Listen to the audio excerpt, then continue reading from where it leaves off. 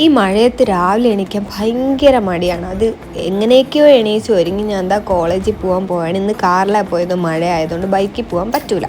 ബസ്സിരുന്നപ്പോൾ എനിക്ക് ആകെ ദേഷ്യം വരെ. കളക്ടർ അവധി തരാത്തതിൻ്റെ ദേഷ്യത്തിലാണ്. ഇത്രയും മഴയായിട്ടൊന്നും അവധിയൊന്നും ഇവിടെ ലേറ്റായിട്ടാണ് ഞാൻ കോളേജിലെത്തിയത്. പിന്നെ പണിയായിരുന്നു. അതിൻ്റെ ഇടയ്ക്ക് ഞാൻ ഒരു സമൂസ കഴിക്കാൻ പോയി. എന്നും ഉള്ളതാ സമൂസ, പപ്സ് അല്ലെങ്കിൽ ചിക്കൻ റോൾ.